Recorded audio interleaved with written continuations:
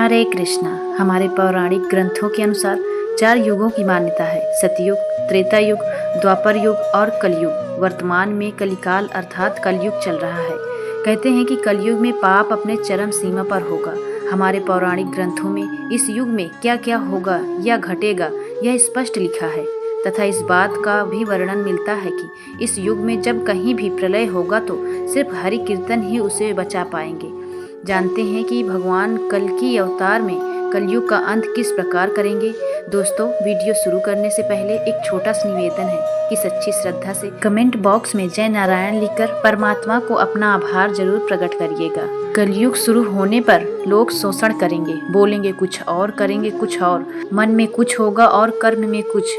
इसी प्रकार कलयुग में ऐसे लोग रहेंगे जो बड़े ज्ञानी और ध्यानी कहलाएंगे। वे ज्ञान की चर्चा तो करेंगे लेकिन उनके आचरण राक्षसी होंगे।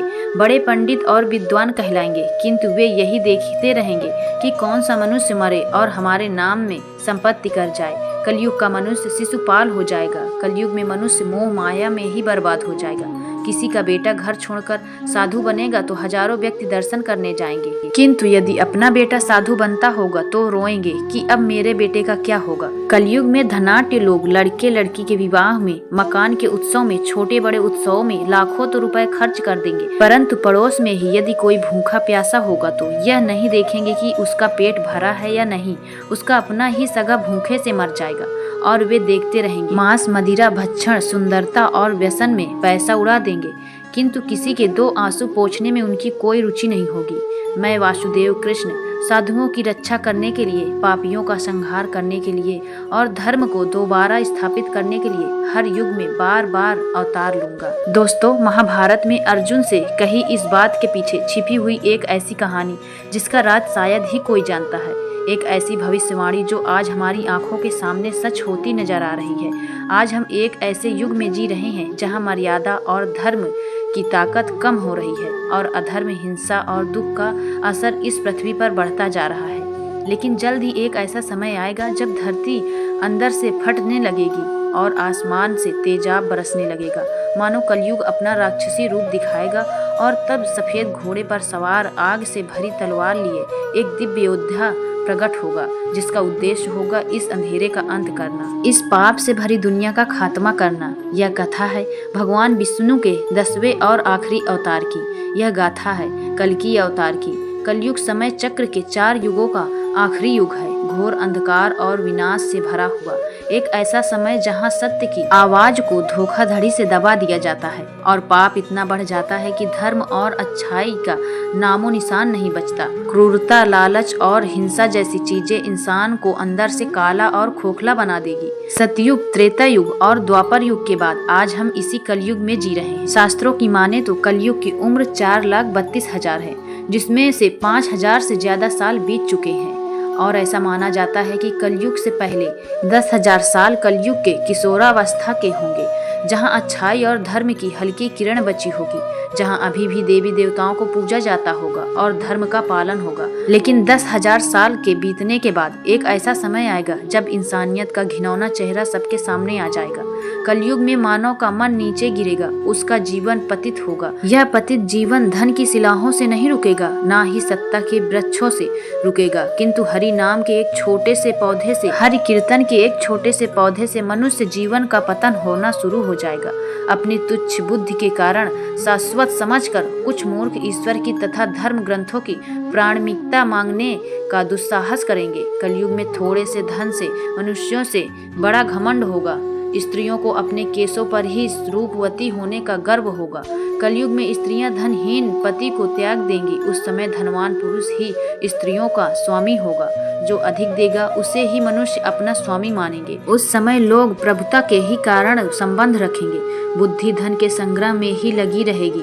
सारा धन उपभोग में ही समाप्त हो जाएगा। कलयुग की स्त्रियां अपनी इच्छा के अनुसार आचरण करेंगी। हाव भाव, भोग विलास में ही उनका मन लगा रहेगा। अन्याय से धन पैदा करने वाले मनुष्य में उनकी आसक्ति होगी। लोग बिना स्नान करे ही भोजन करेंगे। देव पूजा, अतिथि सत्कार, श्राद्ध और दर्पण की क्रिया कोई नहीं करेगा। कलयुग की स्त्रियां लोभी, नाटी, अधिक खाने वाली और मंद भाग्य वाली होंगी। कलयुग में राजा प्रजा की रक्षा न करके बल्कि कर के बहाने प्रजा के ही धन का अपहरण करेंगे। अधम मनुष्य संस्कारहीन होते हुए भी पाखंड का सहारा लेकर लोगों को ठगने का काम करेंगे। उस समय पाखंड की अधिकता और अधर्म की वृद्धि होने से लोगों की आयु कम होती चली जाएगी। उस समय 7 वर्ष की स्त्री और 8 या 10 वर्ष के पुरुषों से ही संतान होने लगेंगी। मनुष्य की औसत आयु 20 वर्ष की रह जाएगी। 5 वर्ष की उम्र में ही स्त्री गर्भवती हो जाया करेंगी। 16 वर्ष में लोग वृद्ध हो जाएंगे और 20 वर्ष में मृत्यु हो जाएगी।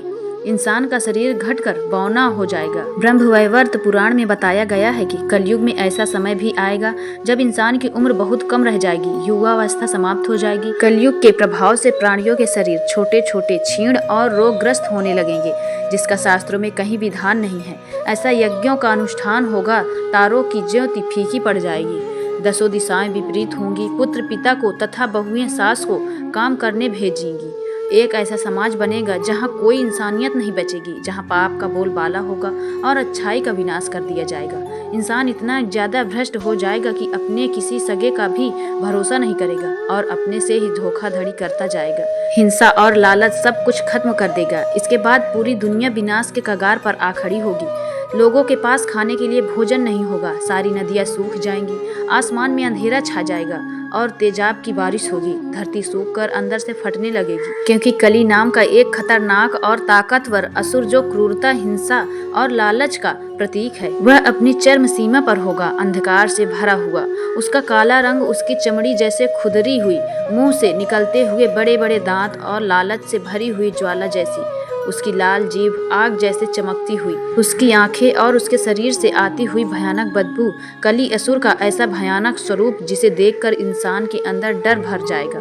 कली का निर्माण क्रोध और लालच से हुआ है। कली भय, मृत्यु और याचना पर कब्जा कर सकता है। लालच, जलन और हिंसा इसके हथियार हैं। इनका इस्तेमाल करके वह लोगों को अपने वश में करता है और उसे अपना भक्त बनाता है। ऐसा माना जाता है कि कली आगे चलकर इतना खतरनाक हो जाएगा कि इंसान देवी देवताओं को छोड़कर कली की पूजा करने लगेंगे और हर तरह के पाप करने के लिए तैयार हो जाएंगे। गाय भी बकरियों की तरह छोटी और कम दूध देने वाली हो जाएंगी। कलयुग के अंत में संसार की ऐसी दशा होगी कि अन्न भी नहीं उगेगा। लोग मछली, मांस ही खाएंगे और भेड़ व बकरियां का दूध पिएंगे। पुत्र पिता का और पिता पुत्र का वध करके भी उद्विग्न नहीं होंगे। अपनी प्रशंसा के लिए लोग बड़ी बड़ी बातें बनाएंगे, किंतु समाज में उनकी निंदा नहीं होगी। एक हाथ दूसरे हाथ को लूटेगा। कलयुग में लोग शास्त्रों से विमुख हो जाएंगे। अनैतिक साहित्य ही लोगों की पसंद हो जाएगी। बुरी बातें और बुरी शब्दों का ही व्यवहार किया जाएगा। स्त्री और पुरुष दोनों ही अधर्मी हो जाएंगे। स्त्रियां पतिव्रत धर्म का पालन करना बंद कर देंगी और पुरुष भी ऐसा ही करेंगे। स्त्री और पुरुष से संबंधित सभी वैदिक नियम विलुप्त हो जाएंगे। इसका असर उनके शरीर पर भी पड़ेगा। मनुष्य का शरीर धीरे धीरे एक भयानक रूप लेने लगेगा। उसकी शक्ल एक नरभक्षी राक्षस जैसी बन जाएगी। लोग किसी को भी मारकर उसका मांस खाएंगे। कली का असर इतना गहरा हो जाएगा कि चारों ओर विनाश का बोलबाला होगा। हर जगह चोरी चकारी, लड़ाई झगड़े और खून खराबा होना, यह दुनिया अपने आप को पूरी तरह तबाह करने की कगार पर पहुंच जाएगी। और जब ऐसा होगा तब भगवान विष्णु अपना 10वां अवतार लेंगे और कल्कि के रूप में धरती पर जन्म लेंगे। देवदंत नाम के सफेद घोड़े पर सवार, सूर्य की किरण जैसी चमक और हाथ में उज्जवल तलवार होगी और उनके शरीर से उभरता हुआ एक तेज होगा। उनकी गहरी आंखें होंगी जिसमें ऐसी दृष्टि होगी जो किसी के भी दिल में झांक कर उसके अंदर की सच्चाई को देख लेगी। उनका चेहरा साक्षी होगा, उनके दृढ़ संकल्प, और उनका शरीर एक महान योद्धा जैसा होगा जो उनके बल और साहस का प्रतीक होगा। भगवत पुराण में लिखा गया है कि कल्कि इतने शक्तिशाली होंगे कि वह बड़ी आसानी से लाखों की तादाद में दुष्टों का खात्मा कर पाएंगे। दुष्ट कलयुग के राज्य को एक झटके में ही जलाकर राख कर देंगे। कल्कि पुराण में बताया गया है कि कलयुग खत्म होने से कुछ ही साल पहले वैशाख महीने की पूर्णिमा के 12 दिन बाद कल्कि का जन्म होगा। कल्कि का जन्म उत्तर प्रदेश के एक संभल नाम के गांव में होगा। कलयुग में भगवान कल्कि के पिता भगवान विष्णु के भक्त होंगे तथा उन्हें वेद और पुराण का भी ज्ञान होगा। उनके पिता का नाम विष्णु यश और माता का नाम सुमति होगा। राम अवतार की तरह कुल भाई होंगे। भगवान कल्कि, सुमंत, राज्य और कवि, यह सभी मिलकर धर्म की स्थापना करेंगे। भगवान कल्कि के 4 पुत्र और 2 पत्नियां होंगी। उनके पुत्रों का नाम जय, विजय, मेघमाल और बहाल होंगे और पत्नी लक्ष्मी रूपी, पद्मा और वैष्णवी रूपी रमा होंगी और उन सभी का उद्देश्य होगा कली का संहार करना, कलयुग का अंत करना, अधर्म का नाश करना और धर्म की पुनः स्थापना करना। कल की मानव का अवतार लेकर आएंगे, लेकिन उनका रूप एक योद्धा जैसा होगा। ऐसा माना जाता है कि कल की अवतार की मदद करने के लिए 7 चिरंजीवी आएंगे, जो सदियों से अपना कर्म पूरा करने का और कल के अवतार से मिलने का इंतजार कर रहे हैं। और वह 7 चिरंजीवी हैं हनुमान, वेद व्यास, परशुराम, राजा बलि, अश्वत्थामा, विभीषण और गुरु कृपाचार्य। वेद व्यास, गुरु कृपाचार्य और अश्वत्थामा भगवान कल्कि के पैदा होने के समय ही उनका दर्शन करने जाएंगे और वहीं उनका नामकरण करेंगे। इसके अलावा परशुराम उन्हें अपनी शरण में लेंगे और उन्हें वेद, पुराण, अस्त्र शस्त्र आदि 64 कलाओं की शिक्षा देंगे। इसी तरह यह सारे चिरंजीवी किसी न किसी तरीके से कल की अवतार का उद्देश्य पूरा करने में उनकी मदद करेंगे और इसी तरह कल के संहार की तैयारी होगी। जब युद्ध का समय आएगा, उस दिन आकाश में बादल गरज पूरी पृथ्वी पर सन्नाटा फैल जाएगा। ऐसा लगेगा मानो सब कुछ रुक गया हो। आखिरकार कल्कि दिव्य सफेद घोड़े पर सवार तेज तलवार लिए अधर्म का अंत करने के लिए कली की नगरी में प्रवेश करेंगे। युद्ध भूमि में कदम रखते ही उनके अंदर से एक तेज रोशनी बाहर आएगी और उनका दिव्य रूप चमक जाएगा। वहीं दूसरी तरफ कली अपना भीषण रूप लेकर अपनी पूरी शक्तियों के साथ खड़ा होगा और फिर शुरू होगा एक महायुद्ध। कली भी अपनी सारी शक्तियों और अपने सारे दूतों के साथ कल्कि पर हमला करेगा।